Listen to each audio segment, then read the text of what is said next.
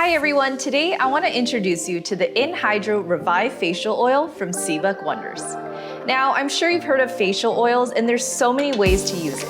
One of my favorite ways, I like to apply it as a nighttime routine face mask, and you want to use it to really seal all the skincare that you've applied on your face. And also, to really get that beautiful glow, I like to mix a couple drops of this oil into my foundation, and it ensures your makeup to look glowy and natural instead of looking cakey. So you want to do a pump of your favorite foundation, and then you want to add a couple drops of the Revive oil, mix it together, and you will see instantly your makeup will go on so much smoother.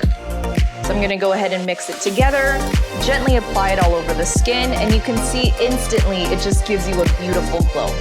So if you ever have time, make sure to try this technique out, and I promise you, your skin is going to look so much more glowier and radiant.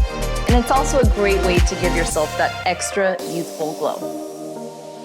And wow, look at the difference. And again, this is the Inhydro Revive Facial Oil from Seabuck Wonders.